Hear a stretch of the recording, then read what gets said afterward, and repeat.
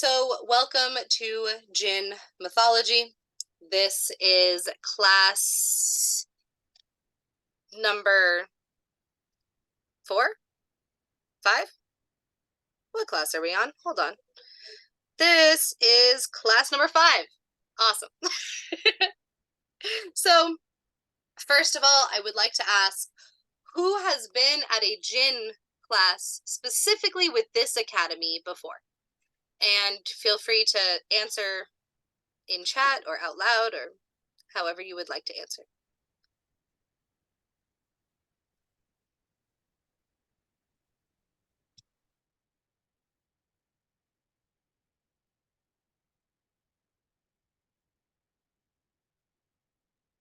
Because if this is everyone's first class, the reason that I'm asking this is, yeah, if this is everyone's first class, then I'm going to go kind of back to the beginning. Because you need to know the beginning stuff before we hit class number 5, which we're going to like full on summon some Jinn. And for yeah, I definitely would like to go back to the beginning before I start doing that. Yes. Yeah. I'm gonna speak up there. Yeah, I kind of want to go back to the beginning. No, let's not summon something I don't know how to handle, please. Exactly. I would never want to do that to you. Okay. That's like handing a child a gun and going, "Hey, don't pull that trigger." It's very scary. Well, now our Steve professor seems very smart here. I don't think we're going to be encountering any wild Jinn that want to rip out our tonsils and play jump rope with it. But no, they probably could make you very sick. I'm already there. I'm not going to get into it. We're recorded, but yeah. Okay. And yes, don't worry. Just forewarning in this class, yes, we are going to do things that might be a little bit out of people's comfort zone, but I would never put anyone in danger. I promise. Okay. Also, just forewarning, totally cool that it happened. Don't even worry. But you are able to draw on my screen. I will erase it if you draw on the screen, but feel free to have fun. Just said that because somebody drew on the screen. Oh, I thought that was something on my computer. That's good to know. That's okay. No worries. On Zoom, yeah, it colors on everybody's screen. It's okay. Don't be sorry. You're all good. Okay, cool. So it looks like it is everybody's first class except for one. And of course, I know. I'm so sorry this happens to you all the time, honey. You're good. I don't mind refreshers. They're helpful. Okay, good. Because I really am so sorry. Because I know you come to every class. I was about to say, I think Honey was in the last class I was in. Uh-huh. Yeah. Yep. I was so sad. I went to connect to the Palmistry 4 yesterday, and I was like, where'd it go? I can't find it. I know. It got moved. I did make a post like 2 hours in advance. My computer. I live in BFN, Iowa. It didn't update till about 30 minutes before class. Oh no! Oh, I'm so sorry. I know. I was still at work, sitting there, being angry that I couldn't teach class. Ay, the life of capitalism. Very annoying. Hey, I need to be off by 7 p.m. for religious purposes. Right, exactly. I should start saying that. Okay, so good to know. It is most people's. It's actually everybody's first class. So we're gonna go back to the beginning, other than Honey, which this will be a review for you. But also, what I've kind of started doing is I will do one more review class. So this class will go back to the very beginning. We are going to learn everything as if it was brand new. We're going to do a refresher. And then next class will be class number 5. So you will have about a week to go through and watch the other YouTube videos. And come back ready for class number 5. For me, that is great. Thank you, because I did not do the homework. Of course. Awesome. Good. Oh, we had a homework. We had homework. Yes. It's a good thing I have 2 weeks for my other class. And your homework was summoning Jinn. So it was, you know, it's a whole thing. You'll get to class number 4 and we start summoning Jinn. It's a beautiful experience. It's not what you think. So we'll get there. It is really beautiful. It's really fun. Everyone gets their own Jinn. Kind of like Alex's Oprah, like you get a Jinn, you get a Jinn. So it's very much like that anime then. There you go. I guess so. I have to watch this anime. It sounds so cool. Definitely need to. Okay. So the Jinn. Jinn mythology, one of the things that I find extremely fascinating about Jinn mythology is that even anthropologists and archaeologists have not actually been able to find the exact country or origin or culture where Jinn first arose. It is theorized that it is probably the Middle East and North Africa. But there have been ancient relics that talk about the Jinn and that are not just summoning the Jinn or discussing the Jinn or talking about the Jinn, but using the Jinn for multiple reasons within magic and spellcraft and within poetry and writing and even in medical care and in, you know, ancient medicine and in folklore and in so many different places throughout history, from places all over Asia, all over India, all over Africa, all over the Middle East. And so the origin of exactly where the Jinn kind of first became indigenous mythology to that area is still unknown. But we are 90% sure that it was the Middle East and North Africa. Specifically in what would now be modern Iran, Afghanistan, and Iraq. But yeah, like I said, we keep finding new and older relics related to the Jinn from countries all over Asia, Africa, everywhere. It's pretty cool. So the Jinn have been around for thousands of years. The Jinn made it in to a religion and a religious text that specifically does not allow pagan beings to be within it, which I find really interesting. So if you look at the Quran, the Jinn are in the Quran, which is crazy. If you've ever studied Islam, if you've ever studied the Muslim religion, it is unfathomable that the Jinn would be written into this type of text. It is very, very taboo to believe in and worship and acknowledge pagan deities within the Quran. And so for the Jinn to be in the Quran, it is almost, to a lot of people within the Middle East, within India, within Asia, within Africa, it is almost proof that the Jinn are so embedded in the culture that there must be some truth to the mythology, because it made it into the colonizing religion that was against pagan deities, pagan spirits, pagan spirituality, and paganism in general. And it would be like if the Christian Bible had in half of the book was dedicated to the Celtic Fae, like, which is not the case. And so that's kind of what it would be like. And so for this to be a thing is pretty miraculous. It's very cool.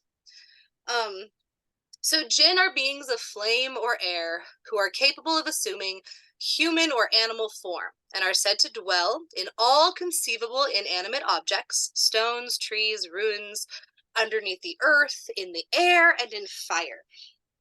They possess the bodily needs of human beings and can even be killed, but they are free from all physical restraints. So let's talk about that a little bit. So it is said that Jinn it depends on what culture you look at. The kind of overall consensus is that they come from flame or air. In some cultures, you will see, especially in places like Afghanistan and Iran, and Iraq, and specific places throughout the Middle East, you will hear that they come from smokeless fire. If you look at places such as India and North Africa, you end up getting stories where they came from the very first heat on Earth. So the very, very first time that Earth was ever met with heat, which was, of course, during the creation. Well, it depends on what you believe, but during the Big Bang, during the formation of the planet, you would have had heat already being part of the process of the creation of the planet Earth. And so that's when the Jinn came into being. That Jinn have been here longer than any entity, than any spiritual being in existence. That most things came after the Earth had already formed into a planet, or once other planets had already formed, because of course some entities within pagan spirituality are aliens that come from other planets. They're also beings that come from other dimensions, but Jinn in many places around the world are seen as the oldest. It's even said that the Jinn created the dragons, that the Jinn created the Fae, that the Jinn are the ones who created all of the beings that we know of today. Now, of course, that is just mythology from specific cultures, specifically Egypt, India, Afghanistan, Iraq, Iran, Syria. But yes, so they can assume any shape or form. They are shapeshifters. So they can become a tree or a rock. They can also become an animal. They can also become human. They also have the bodily needs of a human. And what does that mean? So they need to eat food or they will die. They need to drink water or they will die. They need human things. They also have intercourse. They have sex in the exact same way that humans have sex, depending on, sometimes they are a snake, so they have the same sex that a snake has. But they have sex in the same way that earthly beings have sex. Or earthly animals, earthly bugs, things on Earth. And they have babies. They get pregnant and give birth and have babies. There are even stories of the Jinn having sex with humans and creating human Jinn babies. These stories are super cool. So when you go to the Middle East, even today, there are certain places throughout Syria, throughout many countries within the Middle East, where they will not build anything. They will not go there. They will not do construction there. They will not have agriculture there. They don't do anything there because it's said to be owned by the Jinn. That the Jinn own that area, they dwell there, and that is not to be touched. Much like when you go to certain places throughout Ireland, where certain places are owned by the Fae, and you don't touch that. Or if you go to Scandinavia, there are certain places that are owned by the elves, and you don't touch that. Very same thing with the Jinn. Let me look at the chat. Yes. Yes, we're going to talk about that. So when I said that they're mentioned in the Quran, I never mentioned whether or not the Quran spoke about them in a nice way. They don't. They obviously don't. And when I said in the beginning of this class, kind of before I even started recording, and I talked about how a lot of times we see mythological beings, a lot of them as being evil because of the colonizing religion in our region. So within the United States, the colonizing religion would be Christianity and Catholicism. And so a lot of times we see a lot of beings, especially pagan entities, pagan spiritualities, pagan beliefs and mythology. A lot of times they're viewed in a very dark and evil light. And that is because of Christianity. I mean, also, of course, within paganism, you do have spirits that you definitely don't want to interact with. You have fae that are definitely not there to love you and all, you know, happy flowers and butterflies. But definitely this extreme evil, this idea that they were going to, you know, burn you and possess you and turn you into something evil and corrupt you. A lot of these things come from modern religion in that region. And they're like, and the demonization of pagan spirituality and pagan mythology.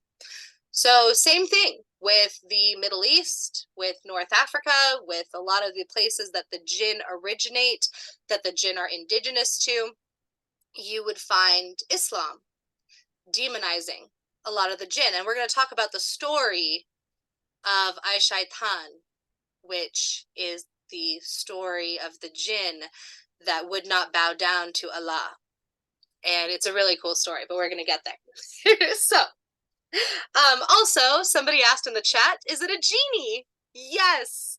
In the Western world, the jinn have kind of been turned into this idea of the genie, which comes from the Arabic word jinni.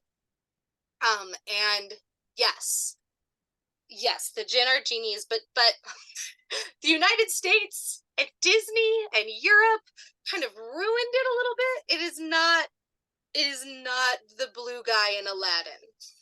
That is not what we're talking about. But yes, in essence, it is a genie.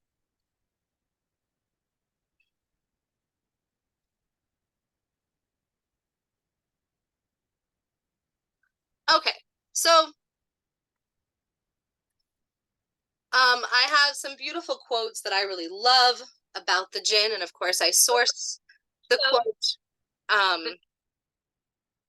And one of the quotes is, angels are souls blown into lights, jinn are souls blown into winds, and human beings are souls blown into shapes. And I found that quote to be really beautiful about the jinn. And as spiritual entities, the jinn are considered dual dimensional. And this was written by this really intelligent, amazing author. I encourage you to go look up the other things that they've written, and to go look up the book that I have sourced here. It's amazing. It is so good. The articles are so good that he writes. The books are amazing. But anyway, Who's the author? the author is listed here. Amira El-Zin.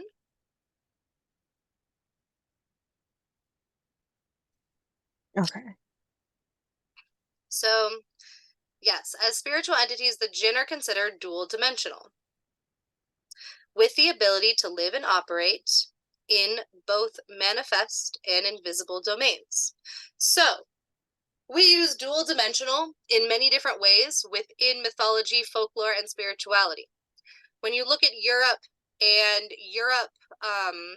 especially, I shouldn't just use Europe, it's a very large continent. When you look at Scandinavia, you look at the UK, Italy, France, Spain, Germany, a lot of times when they talk about their mythology, they use the word dual dimensional as well. It means something different when they talk about it, which has always been a little bit confusing. When you read dual dimensional and you're reading something that is from the Middle East, from East Asia, from Asia in general, from India, even from Africa, it means something different.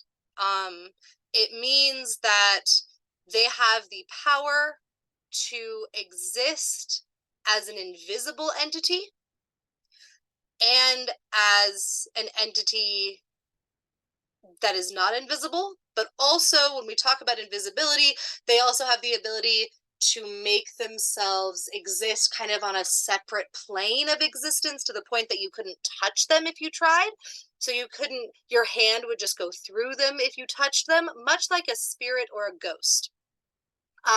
They're there, they exist, but you can't touch them and you can't see them.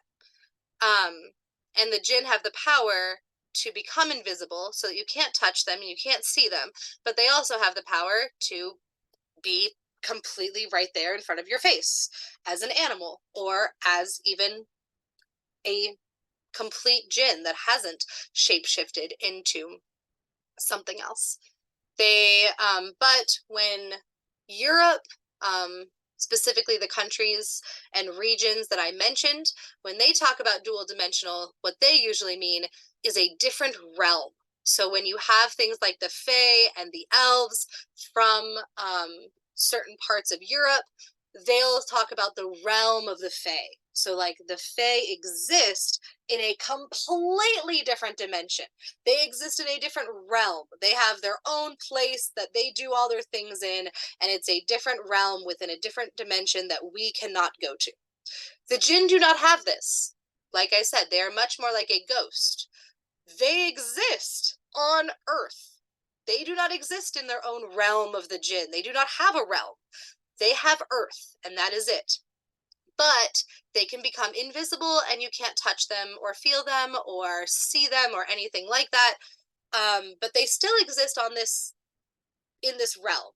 They're still a part of the dimensional space and time that you are experiencing. They just can't be seen or touched. Does that make sense? So you have like the difference between the realm of the Fae and then the jinn that just can't be seen or touched when they don't want to be. Yeah? Yes, that makes sense. Cool. Thank you. Sure. Awesome. So to her point, jinn are thought to be amorphous. Wow. They're thought to be amorphous and capable of shapeshifting into human or animal form. Jinn eat, drink, sleep, procreate, and die.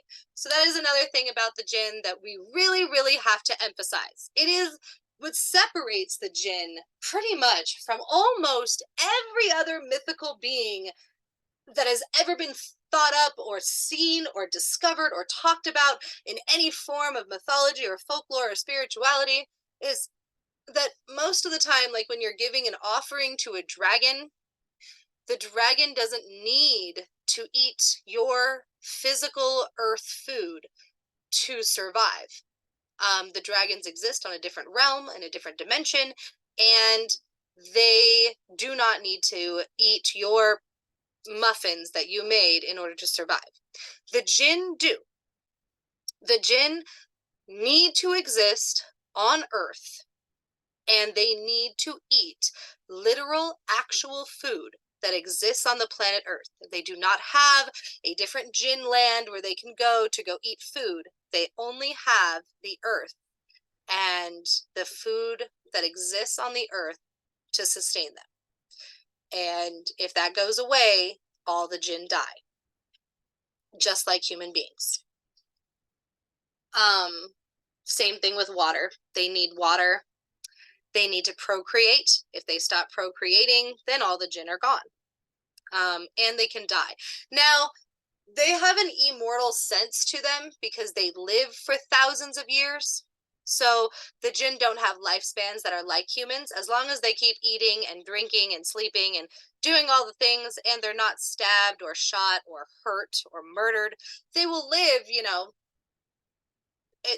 it varies depending on what mythology you read, but some jinn are a good like 15-20,000 years old. So definitely they don't have lifespans like us, but you could kill a jinn that's only 5 years old, and then the jinn dies.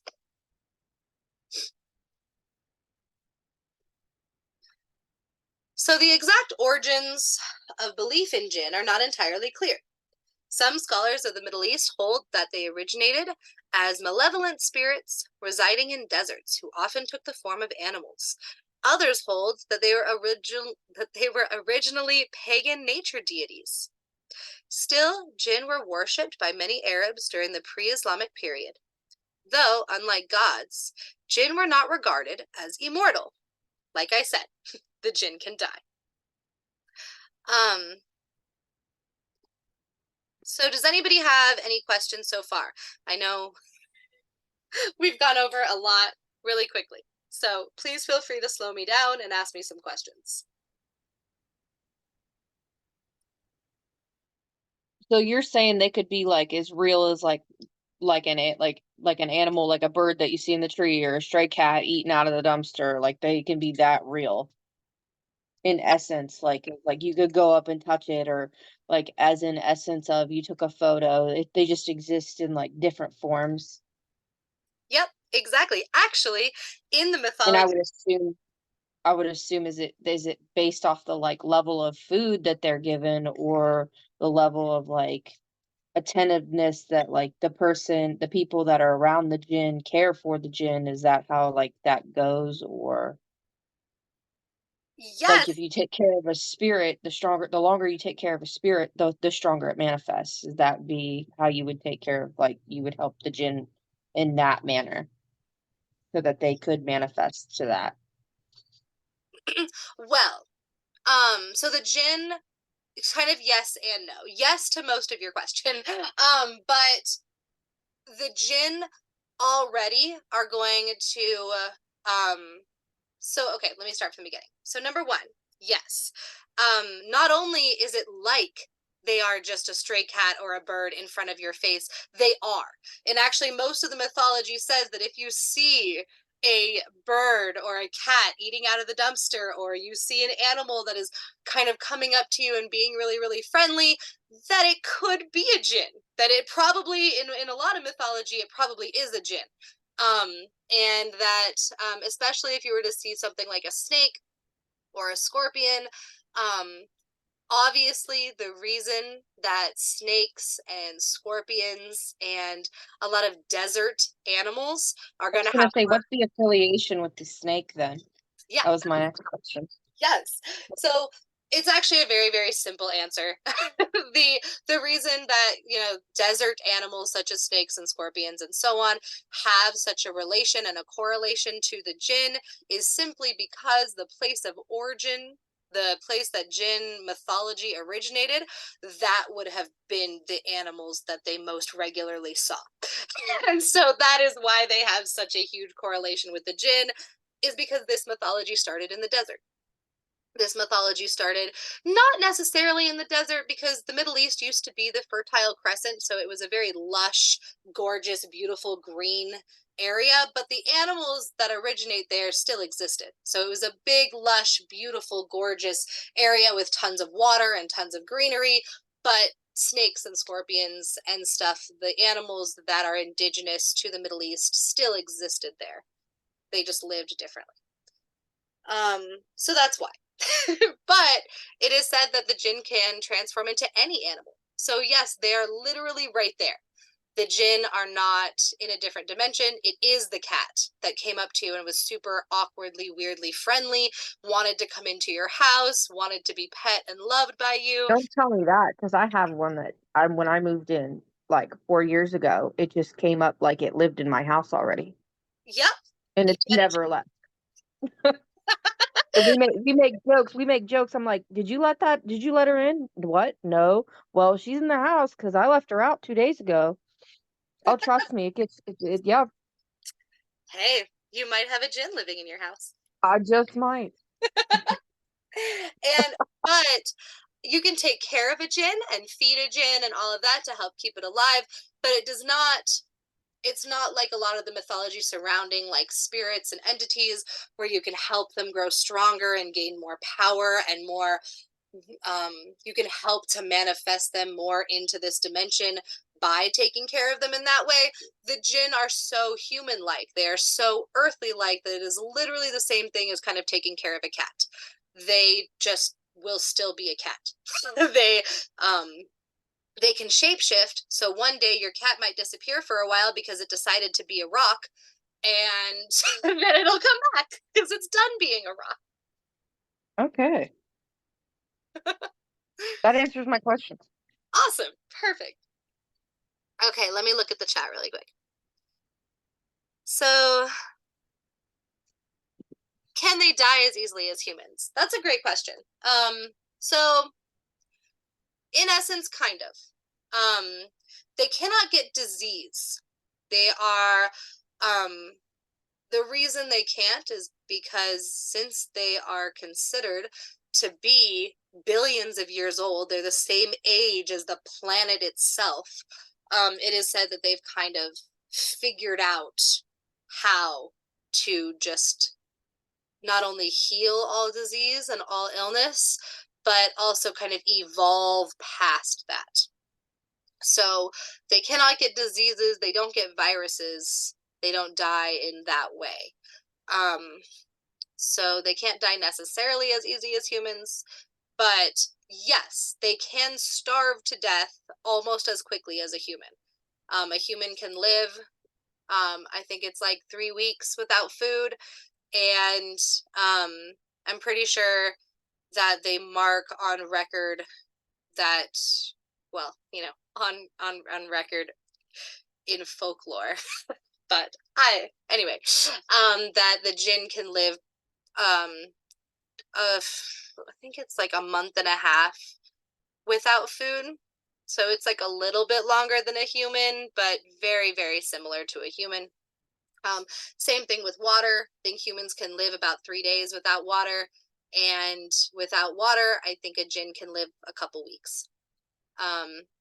So yes, they can die like that. And then there are many stories about how to kill a Jinn. And they use iron. There are many stories surrounding iron and how to forge a weapon that can kill a Jinn. And a lot of times these weapons were made out of iron and steel. And it is said that the Jinn are scared of iron and steel because it has the capability to murder them and to kill them. And yes, that includes things like shooting them with a bullet. Yes. So that can also kill them, just like it can kill a human or an animal.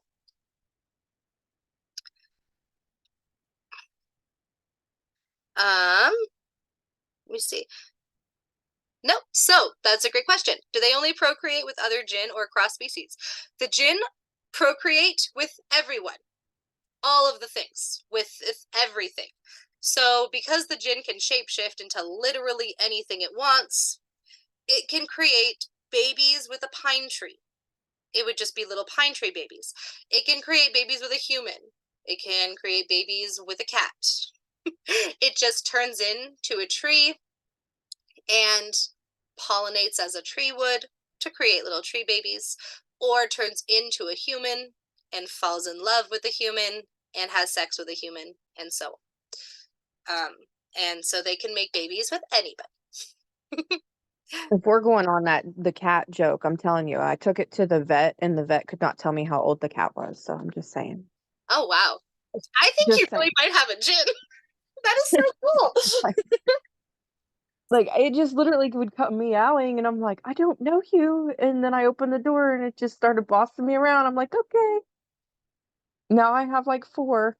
Aw, that is so cute. I would love to experience a Jinn. That would be so exciting. Aw. So are some Jinn dark spirits? I had an experience out of body with a Jinn who was trying to possess me. His presence was very dark. Okay, so here is where we get into the human aspect of Jinn. So your question is a fantastic because it actually leads me to the next place we were going with class. So just like humans and cats, and but mostly humans, we have the potential to be really sweet amazing, beautiful, awesome people. And we also have the capacity to be serial killers, just like the Jinn. So the Jinn are not good. The Jinn are not evil. The Jinn are not evil spirits or demonic. The Jinn are so much like us. They, like I said, they eat and drink and have sex, and they love partying, and they love having a good time. There's even stories of them coming to all the human feasts and getting drunk and drinking and having fun and having sex and just doing all of the things that the humans were doing, because the Jinn are so connected to us in so many ways, and they love humans. And, well, you know, but also, just like humans, some of them hate us. Some of them murder us. Some of them possess us. I mean, the possession thing is, we're going to talk about that. That one I don't believe in. That one is post-Islam and came very much from the Islamic religion trying to make people scared and to demonize the Jinn. But even if you take out possession, because then they related it to mental health, said that anybody with mental health issues was possessed by a Jinn and therefore evil and should be shunned, and that's not cool. So, and that came post-Islam, and it's not very pagan. And anyway, but the Jinn have the capacity to be evil. They have the capacity to kill. They have the capacity to hate you, to pull pranks on you, to be tricksters, to be assholes, just like us, just like humans. So when you talk about humans and you say things like, are they demonic, evil things? I mean, yeah, yeah, the humans totally can be evil things. We have the capacity to be truly evil, just like the Jinn do. But we also have the capacity, and most of us, at least I think so, most of us are just like out there doing our best, just like the Jinn. Most of the Jinn are just out there doing their best and trying to live and eat and have fun. Yeah. So that answers your question.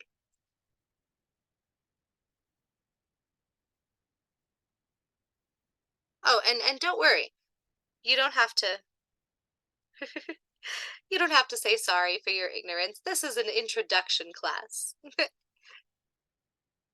Ah, do the Jinn grant wishes? That is not an ignorant question at all. We're actually going to get there. So, you know what? Okay, no, I'll answer it right now. So, do the Jinn grant wishes? So, once again, just like humans, especially when we talk about, because remember that this class specifically, and all the classes taught by this academy, we focus on paganism, which means all spirituality outside anything Abrahamic. So all spirituality that predates Abrahamic religion, so that predates Christianity, Catholicism, Islam, Judaism, all spirituality that predates that, or all spirituality that just falls outside of that. So if you talk about spiritualities that fall outside of that and that predate things such as, like I said, Islam and Christianity and Catholicism and so on, then humans were always thought to have magic. In most cultures that you look at, the pagan people, the people that were indigenous to that land that existed before colonizing religions, they believed that they could do magic. And it kind of, magic is a very broad term. It's a very large term. For some cultures, it was what we think of today as magic, such as spellcraft and divination work. Whereas for some cultures, it was just healing using herbal medicine. It depends on the region, the culture, the spirituality, the pagan belief. But magic existed. And that is the same with the Jinn. They can do magic. Now, it depends on what culture you look at and what indigenous mythology that you are looking at, from what part of the world, but they can do different kinds of magic. And just like humans, one Jinn might just be Bob the pigeon. And Bob the pigeon doesn't know how to do much, and he can't do very much magic, and he has some trouble shapeshifting, and sometimes he accidentally shapeshifts into a tiger with a pigeon tail. And you know, that's just Bob. And sometimes you have really epic Jinn that can do crazy, insane, amazing things, such as granting wishes, or there's even that said that the Jinn have started wars, that the Jinn have cured millions of people with disease, that the Jinn have powers and magic beyond anything we could think of. But just like humans, that's not all of them. Some of them are Bob the Pigeon, and some of them are super, super epic, incredible, magical beings. And so just because you encounter a Jinn, it does not mean that the Jinn has the power to do incredible, amazing, cool magic. Actually, most of the time, just like with humans, they probably don't. But sometimes you run into that one that just happens to be super amazingly magical. So, yes, they can grant wishes, but most of the ones that you're probably going to run into probably can't. But there are some really cool mythological stories that we're going to talk about where Jinn did grant wishes and also did incredible sorcery, incredible magic, and that they are actually blamed or given credit for some very incredible miracles that have happened throughout history and time. So let me move on to the next question. Of course. Yes, there are stories where the Jinn have mated with other mythical beings.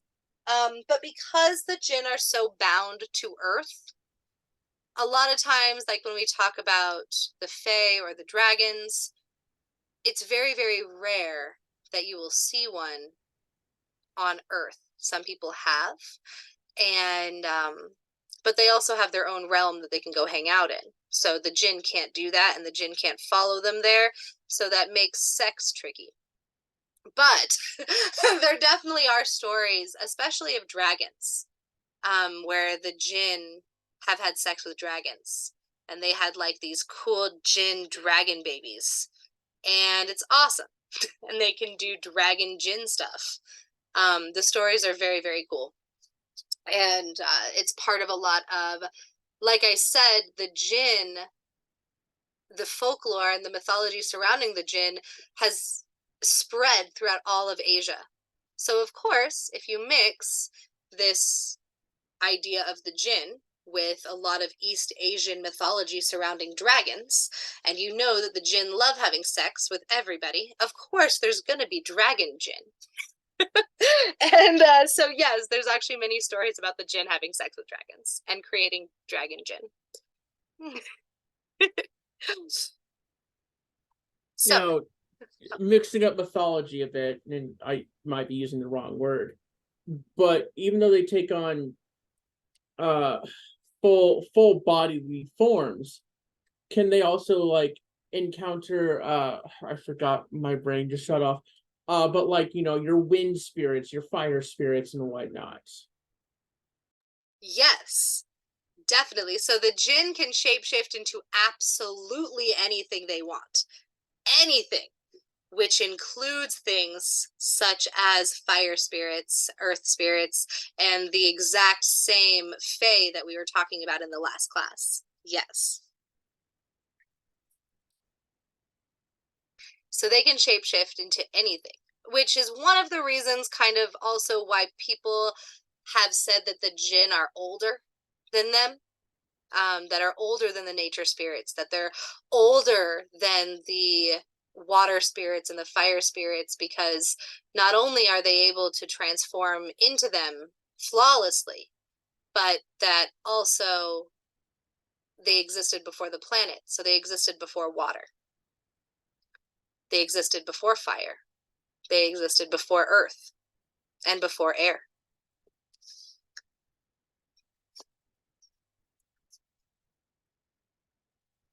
So hypothetically, a element spirit could actually be a jinn. Yes. Yep. Absolutely anything could be a jinn. Absolutely anything. They can transform into inanimate objects, which is what gives us all those cool stories of the jinn being a ring, the jinn being a lamp. It's really, in true mythology, it's that the jinn was literally the lamp, not that the jinn was trapped in the lamp.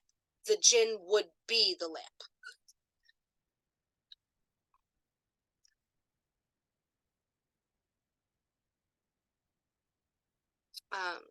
So although their mortality ranks them lower than gods, it seems that the jinn had a more important role to play in the everyday life of pre-Islamic Arabic people than the gods themselves. So of course, as we know, we're talking about pre-Islamic Arabia. Pre-Islamic Arabia consists of all the Arabic countries throughout the Middle East. So, and this is before the Muslim religion. This is before Islam.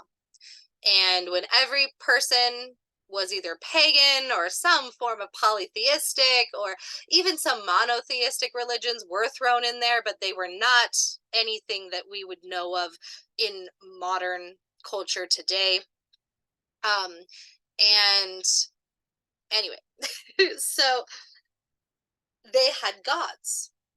Many gods, tons and tons and tons of different gods that they worshipped, depending on what tribe you came from, depending on what culture you came from, depending on where you were within pre-Islamic Arabia, and you worshipped many different gods. And the gods were separate from the jinn.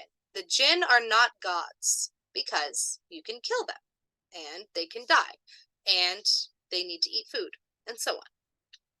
But according to common Arabic belief, soothsayers, which were the pre-Islamic philosophers and poets and writers, were all inspired by the jinn. So it is said that the philosophers, because for any of you who don't know, and I encourage you, if you do not know this, you need to go read immediately. You need to go read about ancient Arabia.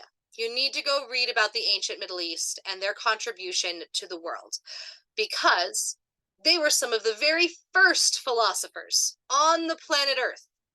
They were some of the very first mathematicians, the very first astronomers, all existed in the Middle East and North Africa. So we're talking about, North Africa and the Middle East. If you also don't know this, the numbers that we use today, like the numbers that all of us know of, 1, 2, 3, 4, 5, and so on, that we use for math throughout the entire globe, those are Arabic numerals. Those were created in the Middle East. Those are Arabic numerals, the ones you currently use to do math, and so does the rest of the entire globe. Those are Arabic. In ancient Arabia was one of the very first places, as well as North Africa, where they started to document the stars, where they started to build buildings and architecture based off the stars, where they had astronomers that were studying the stars, and where they were studying geometry and trigonometry and math. Algebra is an Arabic word. So just for those of you who didn't know this. So it is said that the jinn, the reason that all of these things started in North Africa and the Middle East is because the jinn told the humans the secrets of the world. The jinn told the humans to study the stars.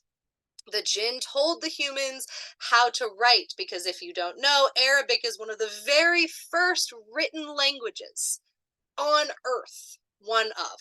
It is not the very first, but it is one of the very first. Same with Aramaic, also Middle Eastern. So the jinn told the humans all of the secrets of the entire Earth, and then the Middle East went on to spread that across the world. is one of the mythological stories. That the jinn taught them medicine, because once again, the Middle East and North Africa were one of the very first places to ever have modern society, to ever store food, to ever farm food, ever in the whole world. They were the very first. And it is said that the jinn taught them how to do this in different mythology. So yes, that's why I said it comes from the Middle East. Yes. Ancient Arabia, at one point in time, would have included Iran, solely because they were under Arabic control. Yes, you are correct. When I say the Middle East, I am also including Iran, which is the Persian Empire. Yes. But ancient Arabia, because they had a lot of Arabic control in the area. A lot of times when we talk about Arabic people, Arabic countries, it depends on the point in history, but the Arabs had a lot of control over a lot of areas throughout Iran, throughout Persian culture, throughout the Persian Empire. And then, of course, the Persians had a lot of control at one point throughout history in all of those areas as well. So when I say the Middle East, when I say Arabic numerals came from the Middle East, they came from ancient Arabia. Yes, that includes Persia and Iran as well, even though throughout history they wouldn't have been considered Arab. They would have been considered Persian, and even today, modernly, they are not considered Arab. They would get very offended if you were to call them Arab. So, yeah. But these things all started in the Middle East, which includes Iran, which would be considered Persian. So, yeah.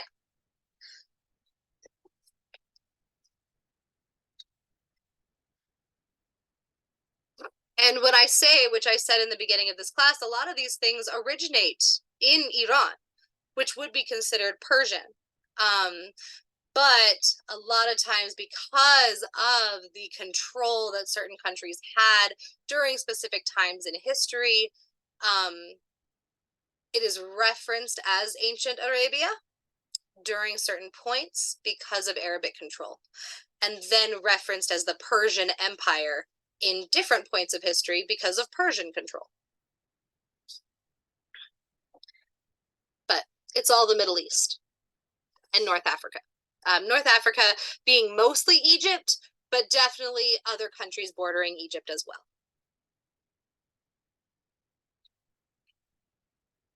Does that answer your question? Does that make sense?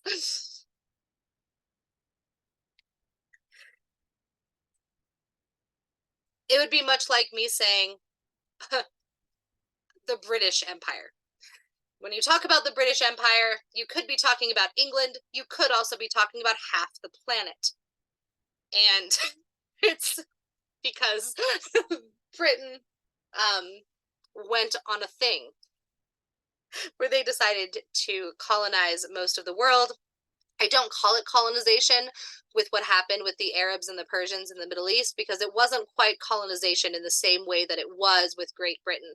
So I do not call it colonization. Instead, I call it Arabic control and Persian control. But that's for a different class. Those are just definitions.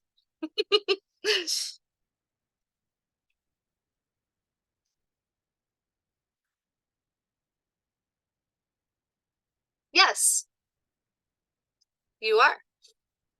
You are correct. But when I say written language, you're right.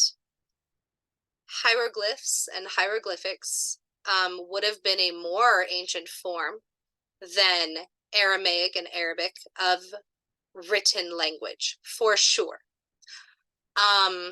That's why I said that Aramaic and Arabic were not the oldest, but they are one of the oldest, or two of the oldest, because they are two different languages. So two of the oldest. But hieroglyphics would have been a much more, it would have been much more difficult to have hieroglyphics be a common form of writing for the entire globe. Whereas a language such as Arabic was much easier to take and write millions of books in and then have it be something that could be transferred across the globe and translated into hundreds of different languages. And that books could be stored in a giant library throughout, the Library of Alexandria. And it became, that would be much easier. But you're right, hieroglyphics would have been one of the first written languages once again. It was just a little bit harder for that one to kind of become the common form of writing. But yes. But I did say that. I did. You're right. Thank you. And I did also include North Africa in my whole spiel about the first languages and the first writing and the first everything, which would have been Egyptian hieroglyphics. So, yeah. But anyways, Jinn are also regarded as assistants to soothsayers. So soothsayers also not only were philosophers, but also divination workers. One of the very first divination workers, actually. They would talk to you about your past, present, and future. Numerology actually also originated, the westernized numerology, the numerology that we know of throughout Europe, the United States, Canada, that numerology began in the Middle East. There's also numerology from East Asia, from India and Asia, the different kind of numerology. Anyway, soothsayers used a lot of numerology as well as a lot of just magic in general to be able to tell you about your past, your present, your future, your personality, who you're going to fall in love with, and so on. And it was said that the jinn helped them to do that. Because the jinn can be, 6,000, 7,000 years old, it was very easy for them to tell you about the past of a person. Or the past of the earth in general. The past, it was easy for them to tell you history because they were thousands of years old and they could tell you history and you could write it down. Soothsayers reveal information from the past, present, and future, and the jinn can be a source of this information because their lifespans exceed those of humans, like I just said. They can enter the human realm, but they have the option of being invisible or shape-shifting. That one gets a little fuzzy. They don't have another realm. Like I said, dual realm, when we talk about that in this class, they don't have another realm to go to. Their other realm is just not being able to be seen or touched, which is kind of considered a different dimension. When you just like the two-dimensional world is considered a different dimension. But that's the two-dimensional world, the second dimension, still exists in our realm of reality. Just like the jinn. They will always exist in our realm of reality, but they can also just become invisible and unseen. So, how Islam changed the jinn. So, this is where it gets, I want to start off with a disclaimer. I am never here to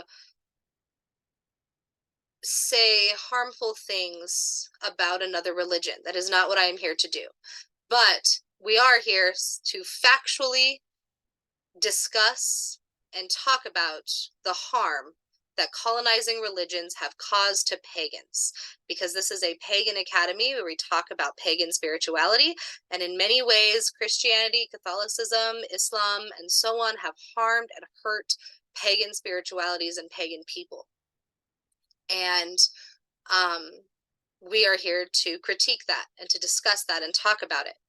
That does not mean that I would ever say or do anything that would harm or hurt or anything to somebody of that religion. We are just here to critique religion as a whole and as an institution. And so, how did Islam change the jinn? So, Islam created the satanic version of the jinn. Before Islam, there was not this idea of a satanic jinn. Like I said before, they are much like humans. They can be good, they can be mean, and the next day they could wake up and say, sorry, I was kind of a bitch last night, and I apologize. They are much like humans, where sometimes we get drunk and we act really mean and horrible and terrible, and we wake up the next morning and we have to go on an apology spree. Or, you know, we change who we are as a person and we become better people. The jinn have all of those abilities. They can be really mean, really terrible. They can also make up for it and say sorry and try to become better. They can also be wonderful beings that are super, super nice and loving and wonderful. In the Islamic religion, they say that Iblis, also known as Shaitan, was a jinn who refused to worship the monotheistic God Allah.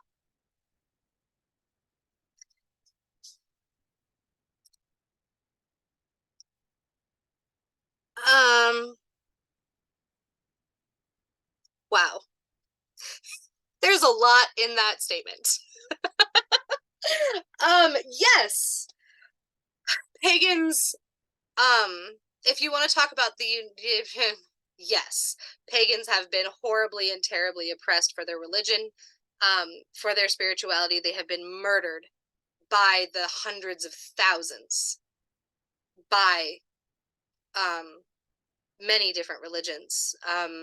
Yes, they have been burned, converted. I mean, if you just want to talk about the indigenous native people of North America and South America and what was done to them in the name of the Christian God. I mean, I don't even know. Okay. Yes. Yes, the pagans have been horribly, terribly murdered and genocide occurred. Yes. To answer your question before I get too heated, yes. Yes, they have. But moving on.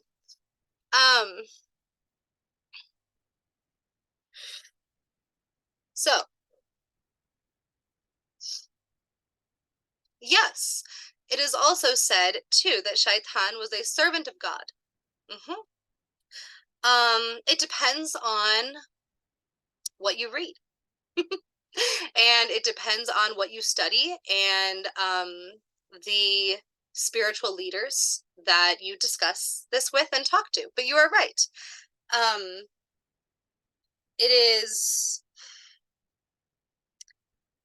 There are many different stories of Shaitan and who Shaitan was, what Shaitan did, and why. And in some stories, he was a servant of God who volunteered to be the obstacle that allows humans to grow. I have definitely heard that story. I have definitely heard more, and in more books that you read, especially books from people who are not Muslim, talking about how Shaitan refused to worship Allah. Because, as we have discussed, jinn are much like humans. What else do humans have? Humans also have their own religions, their own spiritualities, their own cultures, their own villages, their own languages, their own tribes, their own everything. So do jinn. Jinn have their own religions, they have their own spiritualities, they have their own culture, they have their own songs, their own music, their own language, they have their own everything. So, to ask jinn, all of them, to convert to a single religion didn't go over well with many jinn. But there are many stories. I am not telling you the only one, I am telling you one of them. One of the most common ways that Shaitan is addressed and discussed and talked about. But there are many other stories, especially in the Quran. In the Quran itself, there are many stories about shaitan, about jinn in general, and it depends on who you talk to. It depends on what culture you talk to. It depends on if you're getting your information from somebody who is Muslim or somebody who is not. It all depends. So I am only telling you one of the stories, and we will talk about many others. But yes, thank you. Exactly. And I love that story too. They're both beautiful stories.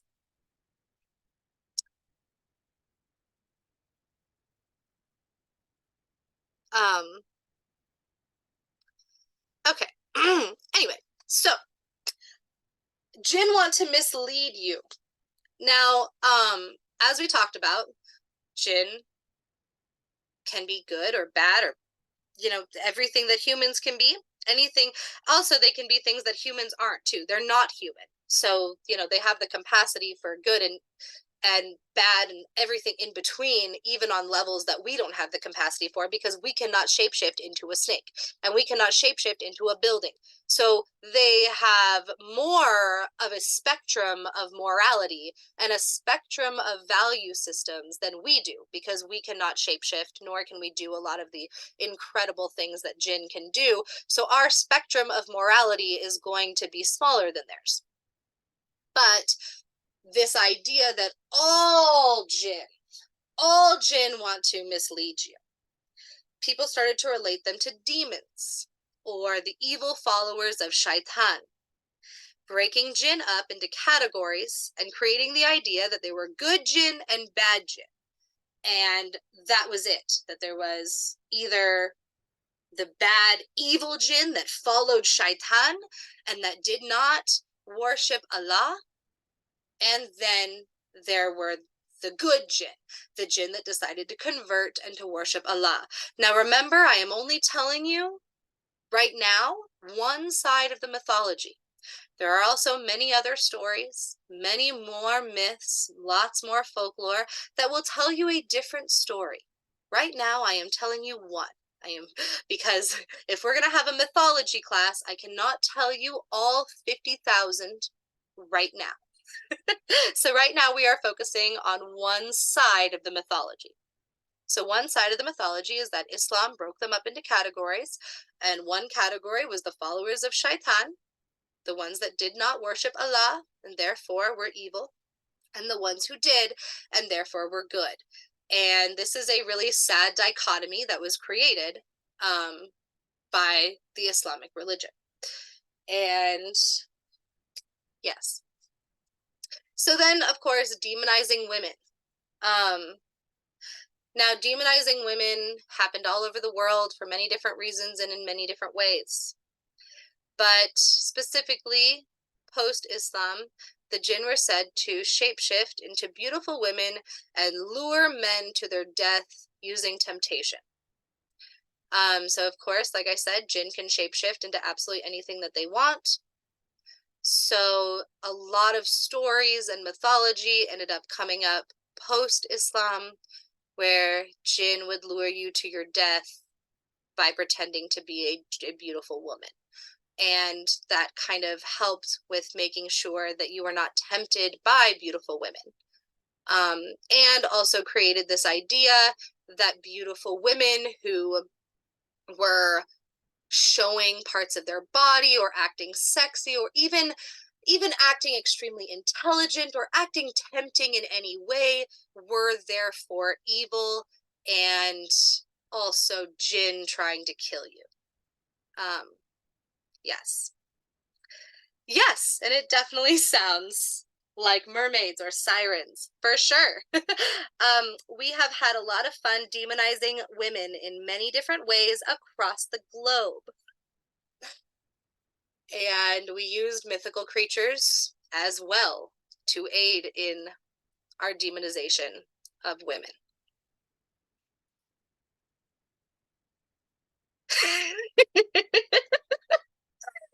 I like you, Minnie. Yes, exactly. But anyway, so then of course you have this idea that jinn were created by Allah. Now, because obviously in Islamic tradition, Allah created all things. So therefore, of course, Allah created the jinn. But where this becomes a problem, like I said before, jinn have their own religions, man. Jinn have their own spiritualities. They have their own cultures that are not human, that are things that we've never heard of. And so the jinn, of course, in many different stories and many mythology, like in lots of myths and many stories, did not like this. Because how can you tell me that I was created by something that you came up with and that humans created and that humans decided that I must now have to believe it? And so jinn were not happy with this. And neither were many, people who were not Muslim. Because the jinn, of course, are older than all things. They're older than the planet. They're older than all of those things. So this idea that Allah created the jinn made it into many stories and many myths about pissing off the jinn, and that the jinn did not like this. The Quran says that Allah created the jinn and enforced a religion on the jinn. Of course, the Quran doesn't say it quite like that. Those are my words. But during the times before Islam, the jinn actually had their own religions and own cultures, like I said before. So, you can't just forcibly convert ancient beings, okay? Not cool. It is. It is mentioned in Islam as well. But if Allah created them, then that's kind of saying something, right? Because if Allah created them, then Allah exists. And what if you don't believe that Allah exists? And what if you don't believe in God?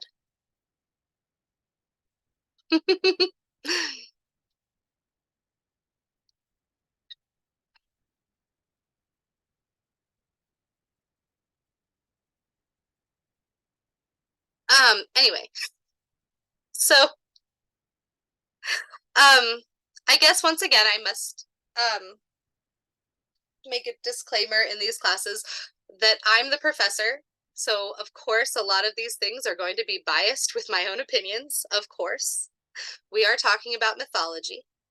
We are not talking about historical facts. Some of the things that I talk about are historical facts. Some of the things I talk about are stories in which I have opinions on. So yes, you're going to get some biased opinions from your professor. Just because, Anyway.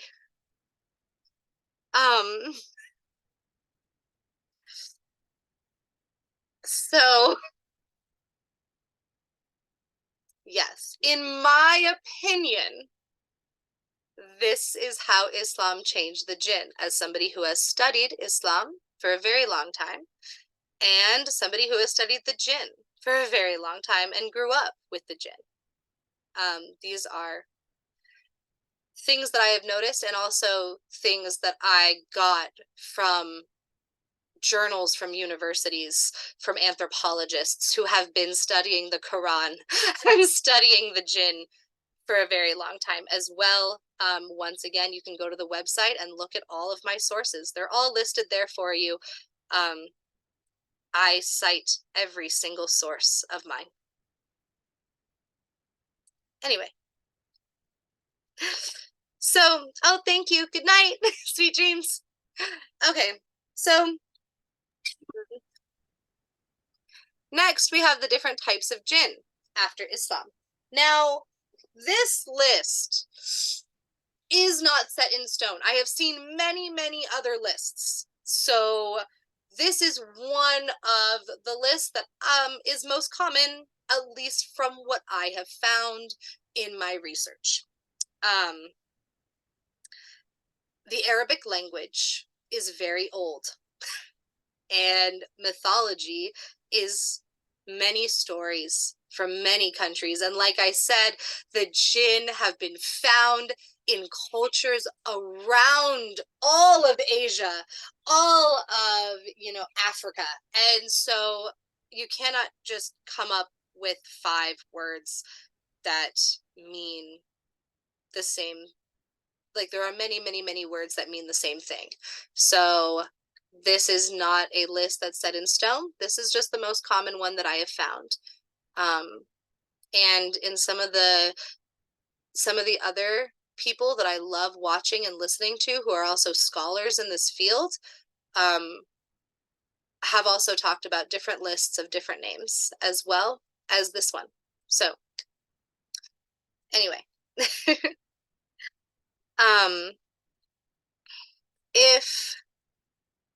so this is the jinn according to the scholars of the language. And anyway, if one is mentioning the jinn purely of themselves, they are called jinni. If one is mentioning the jinn that live among mankind, they are called amar. If one is mentioning the ones that antagonize the young, they are called arwa. If one is mentioning the evil ones that antagonize humans, they are called, can you guess? Shaitan. For the singular, and shaitin for the plural. If they cause even more harm and become strong, they are called afrit. And remember that this is after Islam. And I source where I got this information at the bottom. So this is The World of the Jinn and Devils book by Umar Suleiman al-Ashqar. Al-Ashqar?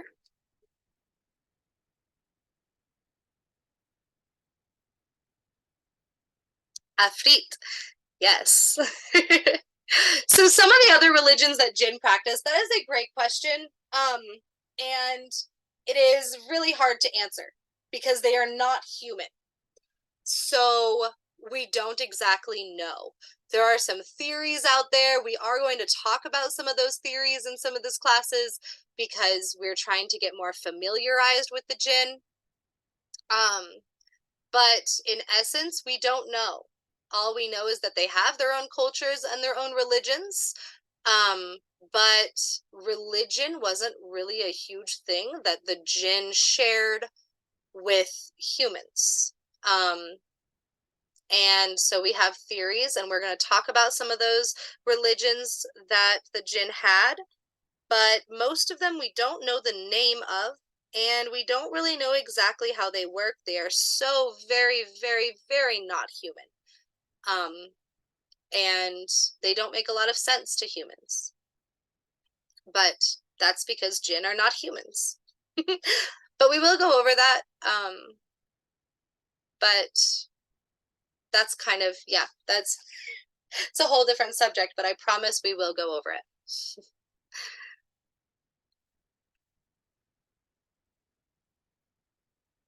Yes, I can. Actually, at the end of this slideshow, I recommend some incredible authors, and there are actually some incredible authors on the website that I will tell you as well. So yes, I will. So we are going to watch, of course. And honey, since you're already in the academy and you're enrolled and everything, and I know who your mentorship group is, I will send you a whole bunch of books. I'm going to mention like 2 or 3 at the end of this class, just so everybody has some references. But honey, since you're enrolled and you've been a student forever, I'll just send you, if you're interested, I can send you like 50. Yes, you get mentors. Yep. You get a whole mentorship group, and it's really cool. You know what? Maybe I will personally go answer your message on Messenger tonight, and we can just get you enrolled right now, rather than waiting. Because I kind of stopped doing that because I let other admin. I delegated. I learned how to delegate. But I can also just go in and get you enrolled. So My name is not Robin on Facebook. This is I go by Robin just as a preferred name. I still use my I think I still use my legal name on Facebook. But yeah. awesome. What will it be so I can look for it? That's a good question. I'll say after we're done recording, so Cool. it's not all over YouTube. Yeah, good idea. Yeah, that's smart. So we are going to watch a short video together. I hope everybody is okay with that. I absolutely adore this video. And this creator is really cool too. And I also feel like something that a lot of people don't know is religion in pre-Islamic Arabia, because a lot of times when you think about the Middle East, a lot of people correlate the Middle East with Islam. And it is so much more than that. So we're going to watch a quick little video. Oh, good. I'm so glad that you are. When we look at a religion and its development from a... Can you hear this? Can you guys hear it? Yes? Okay, cool. Historical and scholarly perspective, rather than through a theological or apologetic lens, one of the most important aspects to keep in mind is the historical context in which the religion emerges. This is, of course, also true for the religion of Islam. The Prophet Muhammad, on whom the Islamic religion is based, basically, lived and preached in Western Arabia in the 7th century. So what was the historical, social, religious, and intellectual context and environment that led to this massive event? Or in more general terms, what was the religious landscape like in pre-Islamic Arabia? The classic or common narrative is pretty straightforward and simple. The Arabs were polytheistic pagans who worshipped many different gods before the arrival of Islam, after which everyone basically became monotheistic Muslims. The main source or sources that had been used both historically and mostly today also in describing pre-Islamic Arabia has actually been, on the one part, the Sirah literature or the biography literature of the Prophet Muhammad, written by Muslim authors a few centuries after his life. Furthermore, perhaps the most important source that we have is the text called Kitab al-Asnam, or the Book of Idols, written by Hisham ibn al-Kalbi in the 9th century. For obvious reasons, these sources are very problematic in several ways. They were, of course, written with a specific purpose in mind to legitimize the Islamic monotheistic tradition as triumphant over the backwardness of the pre-Islamic Arabs. In the words of the scholar Ahmad al-Jalad, quote, "Paganism was an established trope used to bring into sharp relief the distinction between Islamic practice and what came before." It goes without saying that these accounts are biased and polemical in nature, and that the people that are actually talked about, the people who actually practiced the polytheistic religions of pre-Islamic Arabia, get to have no say in telling the story about their own religious tradition.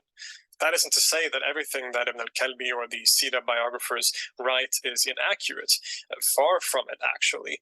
A lot of the information that a person like Ibn al-Kalbi gives us is actually often confirmed by the archaeological evidence, and it's still a very good source to use. But to get a picture that is more balanced, nuanced, and historically accurate, we need to look elsewhere.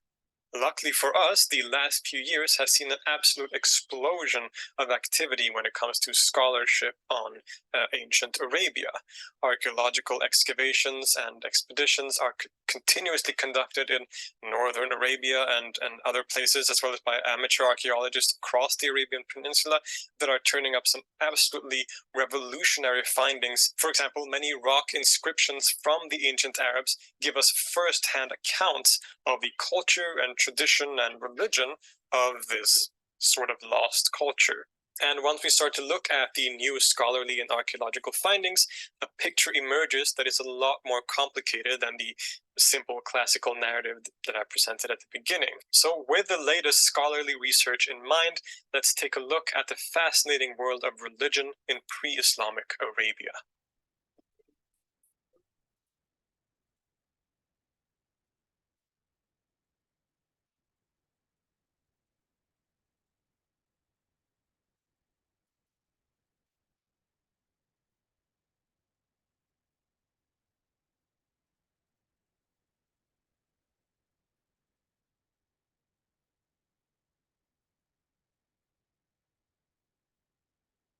Late antiquity was a very vibrant period, and Arabia was not isolated from the major historical events and happenings of the time.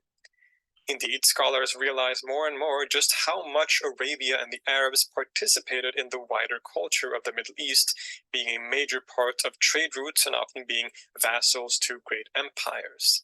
Now, talking about pre-Islamic Arabia gives us pretty enormous spans of time in which things could, of course, differ and change a lot, but we're going to focus mainly on the period very shortly before the Prophet Muhammad, on the eve of Islam, as it is sometimes called.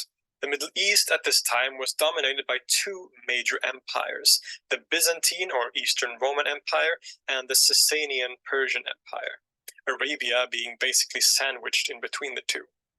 The Byzantine Empire at this time were Christians, and the Sasanian Persians generally followed the Zoroastrian religion. An important aspect to remember is that the Arabs, quote-unquote, were not a unified and homogeneous group of people at this time. Arabia consisted of a number of different tribes and clans whose affiliations and traditions could differ. For example, at this time were the Lakhmids of northeastern Arabia, who allied themselves with the Sasanian Empire and were primarily polytheistic. On the other hand, there were the Ghazanids of northwestern Arabia, who functioned as a client state to the Byzantine Empire and who were mostly Christians. So already we can see a diversity here, and things get even more complicated. In general, looking at the various archaeological evidence that we have, like rock inscriptions, for example, we can conclude that most of the inhabitants of the Arabian Peninsula historically did follow a kind of polytheism or paganism. Now, the details of this religious tradition is quite obscure and unknown, but we do know a few things. The ancient Arabs worshipped a number of different deities and gods. Some of these gods were associated with a specific place or with a specific tribe and so on. There were also sanctuaries for different deities located all around Arabia, which worshippers could visit. Many of these deities also seem to have representations of natural phenomena or abstract concepts. One example is the god Shams, which literally means sun. The historian Robert J. Hoyland writes, quote, "Loosely, of course, the gods represented those forces that were important to the lives of their devotees, but beyond their control: rain, fertility, health, love, death, and so on. By seeking the favor of the gods, typically making some votive gift, one might thereby influence these forces." We also have many other famous deities, including Alat, a goddess of fertility, probably similar to and possibly even linked with Aphrodite of the Greek pantheon and the Ishtar of Mesopotamian mythology. Alat is one of the deities that are mentioned the most in all of the rock carvings that have been found and clearly played a major role for the ancient Arabs. She's also one of the three goddesses that are actually mentioned in the Quran itself, alongside Manat and Al-Uzza, although recent scholarship suggests that the latter may have been identical to Alat and simply been a kind of title for this goddess. Another central deity appears to have been Rudau, associated with the moon and sometimes considered the father of Alat. Rudau was a powerful god who was particularly associated with the region of Chaldea in southern Mesopotamia. We also have Baal Samim, or simply Baal, a deity of rain and storm whose name we recognize from the Canaanite religion as depicted in the Bible. In any case, these are just a few examples of the many different gods that the Arabs would worship. As Hoyland suggested, these gods could be invoked for many different reasons, most commonly probably mundane things like good health or to help with various troubles in life. Take, for example, rock inscriptions such as these. Quote, "O Rudau, help Aib with that which he desires." Or, "O Alat, daughter of Rudau, deliver so-and-so from the year of war." Indeed, most of the rock carvings from ancient Arabia contains prayers like this, prayers asking the gods for protection or security from their enemies or from other misfortunes. As I said earlier, certain gods could be associated with a specific tribe and act as the protector of that tribe, while other gods would be more universal and worshipped across a wider population, including gods like Alat and Rudau that I have mentioned. But we also find, of course, regional preferences, since the tribes and the various groups of Arabia differed on a number of accounts. So we find certain gods that are specifically popular in southern Arabia, while other gods are more popular in northern Arabia, and so on. It was a diverse religious context or environment.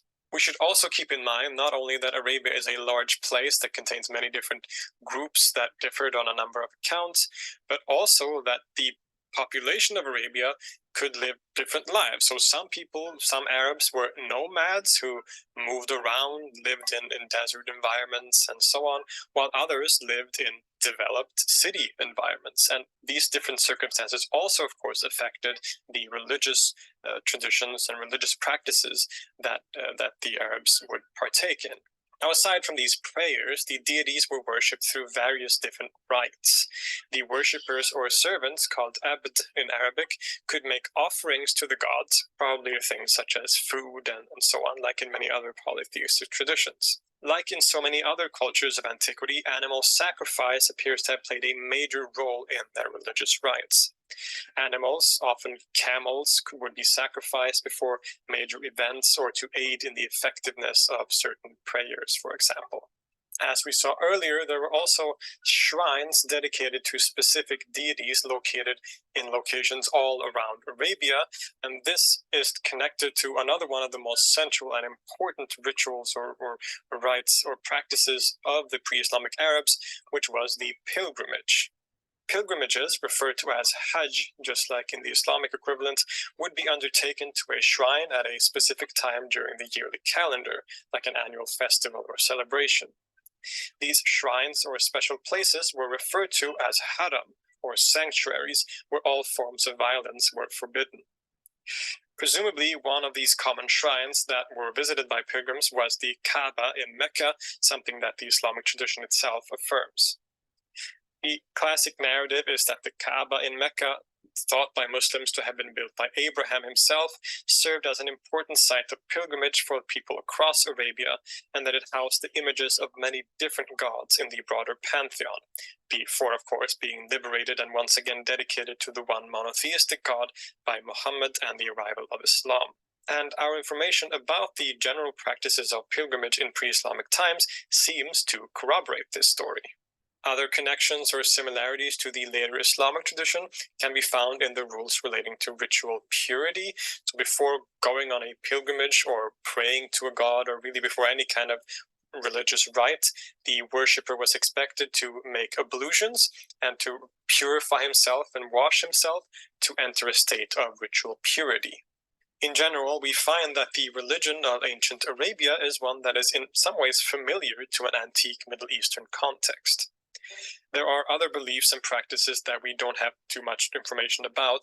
For example, and as we have explored in a previous episode, the Arabs believed in other mysterious beings such as the Jinn, ghost-like figures who would hang around abandoned ruins and dark places. We also know of various occult practices such as divination and techniques involving the evil eye. Poetry played a major role in the lives of the ancient Arabs, and poets were sometimes considered to be inspired by the divine beings to recite their verses, becoming almost like messengers for the gods. But even in less extravagant circumstances, poetry served an important function of storytelling and a literary form that held the highest of esteem in this culture. The most famous collection of pre-Islamic poetry, the Mu'allaqat, or hanging poems, is another important source for the culture and traditions of the Arabs at this time, as well as being some of the greatest literary achievements in the Arabic language. But so far, I've only talked about polytheism, with gods like Allat and Ruda and so on. But as it turns out, the religious landscape of ancient Arabia was a lot more complicated than that, and there were a lot of different religious traditions and movements that actually coexisted on this peninsula, especially in the last few centuries before the arrival of Islam. And this includes, as we will see, various forms of monotheism. Indeed, as we saw in the beginning, Arabia was very much involved in the wider political and social context of the Middle East at the time, including the cultures of the two great empires. By the 4th to 5th century, there existed many different religious groups on the Arabian Peninsula, including many Jewish tribes as well as Christians of various different denominations. Indeed, the Ghazanids, who were often vassals to the Byzantine Empire, followed a Monophysite Christianity, and it is quite likely that there lived Christian groups further inside the peninsula as well, even if they weren't as numerous as the Jews. To a lesser degree, but still significant, there were also Zoroastrians living in Arabia at the time. So we get the picture of a quite diverse and complex religious milieu. So monotheism was actually quite common in Arabia at this time. But of course, this could differ from region to region and from different cities. For example, it seems that the city of Mecca was largely polytheistic, while the city of Yathrib, which later became known as Medina, housed a large amount of Jewish monotheistic communities. And the presence of monotheism in Arabia can also be seen very clearly in a lot of the archaeological evidence that we have. There even seems to have been monotheistic communities in Arabia that were neither Jewish nor Christian, but who considered themselves as belonging to a primeval, original monotheism of Abraham. In the Islamic tradition, this independent monotheistic community or group is known as the Hanifiya, although there is less evidence for them in the archaeological record. Now, looked at from a historical perspective and putting aside theological perspectives or narratives, we can see where some of these central aspects of the later Islamic religion comes from, including the name Allah for God, as well as other names. The primary name of God in Islam is Allah. The precise etymological origins of the name has been debated, but the majority of scholars, I would say even Muslims and non-Muslims, agree that it is probably an abbreviated form of Al-Ilah, meaning literally the God. Ilah being the Arabic word for God or divinity, and Al being the definite article. And the archaeological record actually supports this. We have inscriptions by North Arabian Christians in pre-Islamic times that refer to their god precisely as Al-Ilah. And similarly, in southern Arabia, what is today Yemen, there appears to have been a period of monotheistic flourishing, either through the influence of Judaism and its adoption by the state, or through some independent form of monotheism. And in this South Arabian context, the monotheistic god was referred to as Rahmanan. Now, in the South Arabian dialect, the definite article was not the prefix al, as in the northern equivalent or in classical Arabic, but rather the suffix an. So if we transpose the name Rahmanan to classical Arabic, this name for God becomes Ar-Rahman, another one of the most primary names of God in Islam. And moreover, in this South Arabian context, God was also, very tellingly, called Ilahan, or through transposing, Al-Ilah. The abbreviated form Allah appears to have been the result of a certain Arabic dialect in western or northwestern Arabia, including perhaps the Hijaz. But we do find examples of this abbreviated form Allah in earlier evidence as well. In the Nabatean kingdom of northern Arabia, we find examples of the name Allah, both as parts of personal names like Abdullah, and indeed Abdullah was, according to tradition, the name of the Prophet Muhammad's own father. But we also see the name Allah used independently in various prayers and rock carvings in the Nabatean script, even though it is quite rare. There is this inscription, for example, which states, quote, وَأَسْلَيَا وَأَقْسَمَ بِاللَّهِ حَيْلَ حَدَيَا عَزِيمًا, which translates to, he made a burnt offering and swore by Allah who is living that he shall command with greatness. But the name Allah is also sometimes invoked alongside other deities. Quote, and he placed it under the protection of Kahal, Allah, and Attar of the east from strong and weak, and purchase and pledge for all time. So what does this mean? Well, in the Islamic tradition, there is often the idea that the pre-Islamic Arabs did worship Allah, but that they did so alongside other lesser deities, and that this is the origins of the concept of shirk, or of associating partners with God, which is the greatest sin in the Islamic religion. Many scholars today even argue that the group referred to as the mushrikun in the Quran, usually translated as the polytheist, might actually be referring to other monotheistic groups that nonetheless did not follow a monotheism that was as strict as that of the Prophet Muhammad. In any case, what the archaeological evidence shows is that the name Allah did exist as a name for God in ancient times. Some scholars, including Al-Jalad, argue that the use of the word Allah in the polytheistic context may have simply referred to the most exalted God in a particular context. In any case, it seems clear, however, that the name derives from the title Al-Ilah, or the God, so commonly invoked by Christian inscriptions and in southern Arabia as well. Many features that would later become so important for the religion of Islam do appear in pre-Islamic Arabia, both in polytheistic and monotheistic contexts. We have maybe even found an example of the Bismillah in a pre-Islamic inscription.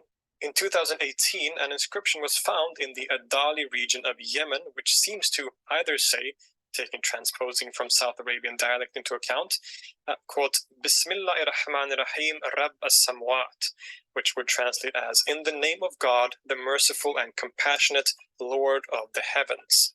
With the exception of the last part, the Lord of the heavens, this is the formula that starts every Quranic chapter or surah, except for one, and is a major aspect of the Islamic religion. However, this is actually quite uncertain. The inscription may in fact instead say, quote, Bismillah ar-Rahman irhamma Rabb as-Samwat, which would instead translate to, in the name of God, the merciful, have mercy upon us, Lord of the heavens. And this would clearly echo the words of the Bible. In any case, we are clearly dealing with a monotheistic invocation here, one that makes sense in the context of southern Arabia at the time, which had a strong flourishing of monotheism. Remember, the name of God, Rahmanan or Ar-Rahman, being used commonly in the region at this time and reappearing in this particular invocation, as well as being under Christian rule at the time of the inscription's composition. So the inscription makes sense in a lot of ways. We can see that Arabia by the time of the Prophet Muhammad was a melting pot of various different religious and intellectual traditions. While the polytheism or paganism was probably the religion practiced by the majority of the population, there were still very strong monotheistic communities, including Jewish groups, Christians, as well as maybe even independent monotheistic groups like the Hanifiya that's talked about in the Islamic tradition. Clearly, then, things aren't as simple as the narrative that I presented at the beginning, and we can perhaps begin to understand the context in which a prophet by the name of Muhammad would appear on the scene and change world history. I hope you enjoyed this dive into ancient Arabia and its religious traditions. A lot of the material used here was based on the works of the epigraphist, philologist, and historian of language Ahmed al-Jalad, whose works I highly recommend you check out. As always, I will leave a list. I'm going to pause that because that is an incredible author that all of you should write down if you're interested in this topic at all. By the way, so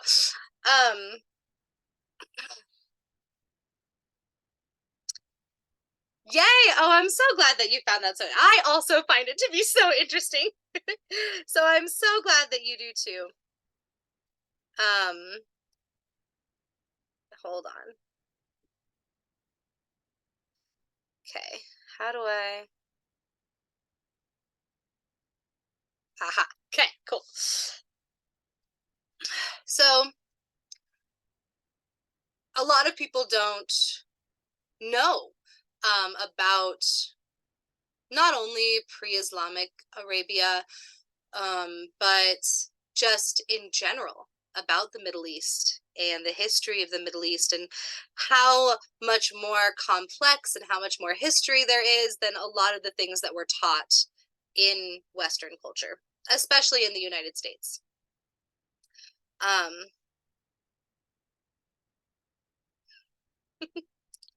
Why are white people teaching this? So number one, I'm pretty sure that the guy who was speaking in that video is Arab. Just like when, you know, South America and Central America, people have many different skin tones, especially in the Middle East. I happen to be from the Middle East, and I am definitely a person of color. I am not white, but some people in the Middle East do have lighter skin. I am not sure, though. Just the way that he spoke Arabic makes me think that he is from, or at least his family is from an Arabic country. But the authors that he referenced are all Arabic authors.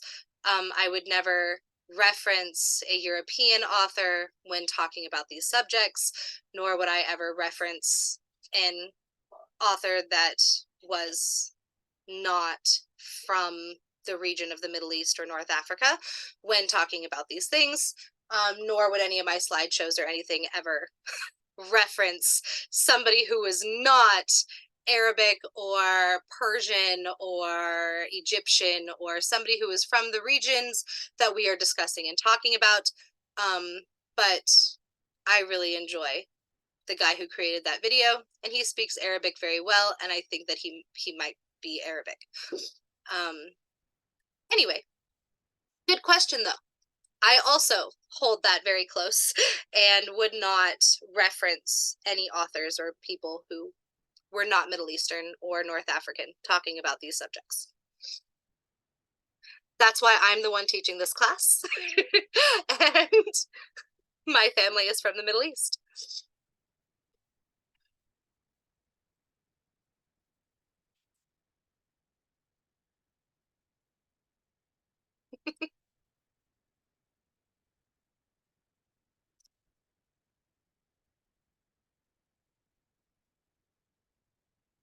I found that pretty interesting too, Minnie. I really love looking at not only how Greek gods are adopted, or how opposite, how Egyptian gods were adopted by a lot of Greek cultures. And so you can see not only do the pantheons align, but a lot of Greek gods came from Egyptian gods and Egyptian mythology itself. And same thing with the Middle East. A lot of Middle Eastern gods and goddesses were adopted by Greek and Roman cultures, and that's why you get pantheons that seem to match up perfectly, is because they were adopted by Greece. And so yeah, I found that very interesting too, and I love learning about the different pantheons that were adopted from the Middle East, from North Africa, into different societies and different cultures.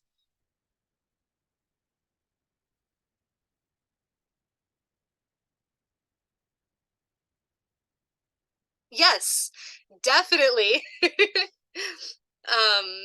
Yeah, exactly. Just as I was saying, a lot of Egyptian gods and goddesses, a lot of Middle Eastern gods and goddesses were adopted by the Greek pantheon. So yeah, which is super interesting. So when we look at a religion and its development. Stop. Next slide. So actually, I guess it is 9:10. So, this class is coming to an end. There is a lot more to this slideshow. Like I said, it is already up on the website. So if you would like to go look at the rest of the slideshow, you can.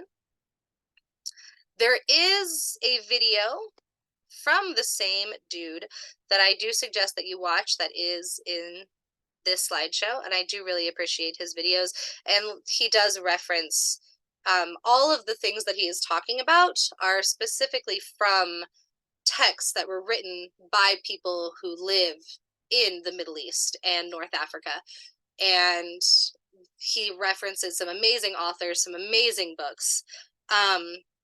This is the article within this slideshow that I would love if you're interested in this, if this is something that you would like to learn more about. This is an incredible article, and you can just click on it inside the slideshow, and it is something that you can read. And of course, you have the source as well, so you can go find it if you would in person if you would like to read it in person as well, but it is also all here for you for free.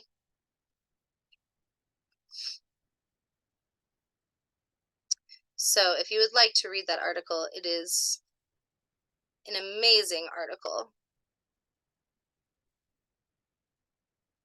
Where did that article okay. Oh, here we go. Okay. And then this is a video that he specifically makes about the jinn, and he references some incredible authors that are scholars, archaeologists, anthropologists that all live in North Africa and the Middle East and that are currently studying the jinn. And he references and mentions tons of different authors that are some amazing resources for you if you are interested. Usually during this class, we would watch this video, but we have gotten to the end of With class. the popularity of movies. And of course, you can see Aladdin there. He also references to the 1001 Nights, which is another book that you're not going to be able to read the original text unless you can read in, well, depends on which original text that you get, but there is one in Arabic, but there are translated versions that you can read if you would like to. I do have many personal jinn stories. Yes, something that I love doing, and that's part of my magical practice, is summoning and communicating with the jinn. So that is actually where this class is going. Not only do I have personal stories with the jinn, I use communication with the jinn in all of the magic that I do. And so this class is leading to that. If that is something that you would like to do, if you would like to communicate with the jinn, if you would like to speak, not only speak to the jinn, but interact with the jinn, have feasts with the jinn, give offerings to the jinn, and make the jinn part of your spiritual practice, that is what this class is for. And I will be telling many personal stories that I have of my interactions with the jinn. But once again, this is my personal practice. I had somebody ask me, almost every class I have somebody ask me, can I prove that I have had these interactions with the jinn? No, it is just part of my spiritual practice and something that I believe in. And I do not have a way to prove it, which I always find to be such an interesting question. But anyway, so yes, I do have many personal stories with the jinn, and I can't wait to share them with you. That is something that we will do when we start talking about summoning the jinn. I would tell you tonight, but the story is going to take like 20 minutes. And not really, it'll probably take like 10, but it is getting late in this class, so we do have to end class. But I do want to leave time as well for kind of a Q&A. Does anybody have any questions, comments? Feel free to take yourself off mute. I will be stopping the recording, so you can feel free to turn your cameras on, to talk freely without worrying that it's going to be public on YouTube. So let me stop the recording.